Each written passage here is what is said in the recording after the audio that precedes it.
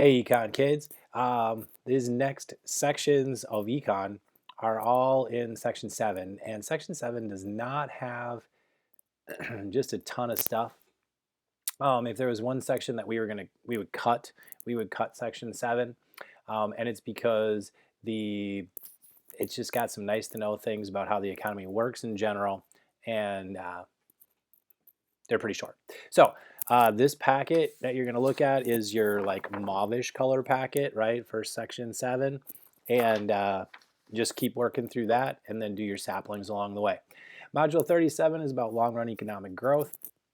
What you're going to see in this section is a couple things. First of all, it's going to talk about real GDP per capita, which really tells us about how GDP works divided by how many people you have. So this goes all the way back to one of those first units in macro where we were talking about, well, what's really the most usable information we can have, or the best stuff. It's probably to take not just GDP, but real GDP, and then not just real GDP, but real GDP divided out over how many people that you have.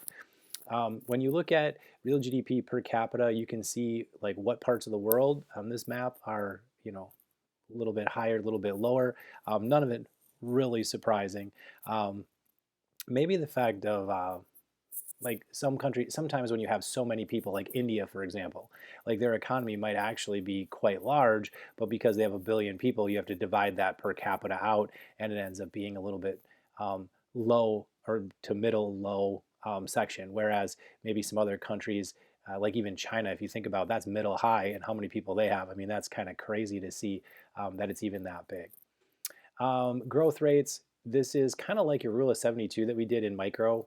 The rule of 70 just saying like, hey, growth rates are kind of like that compounding interest idea where you're going to see how much of that is overall going to grow in a given time period if you know like how much percent of growth you have. So for example, if your GDP grows 5% every year, it's going to take 14 years for your overall economy to double in size. As you look at some of these growth rates, overall, China's experienced this huge growth rate lately. U.S. grows like 1.9% from this 1980 to 2008. Lately, it's been growing a little bit more than that. But I mean, when they talk about a percent greater growth, I mean, that's a ton of growth overall when you think about how much that is.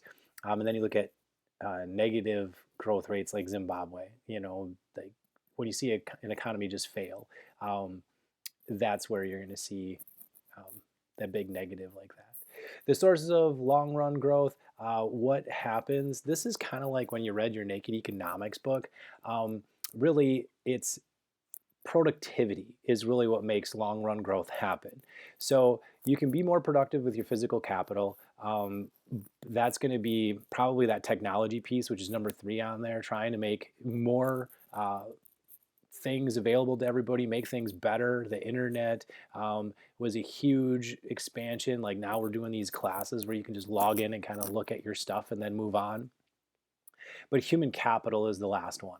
If you get the more education you give your people, the more advantages you give your people in terms of just opportunities to be able to achieve some of that growth by giving minorities and women and all those different people as much access to stuff as possible. That's where you're going to see that human capital grow. Countries that limit access to people or only allow certain people to become educated, etc., that's where you're seeing like some real stagnant economies. And if as soon as that would be allowed to expand, you'd see those countries grow at probably an exponential rate. So when you think about productivity, those are the things that tend to make an economy more productive. Last but not least, what increases that real GDP and output in an economy?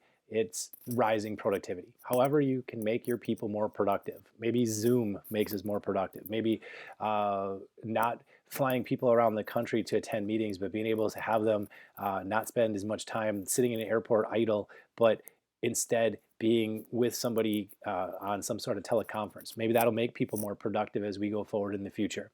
But real GDP per capita is going to increase due to like worker productivity increasing.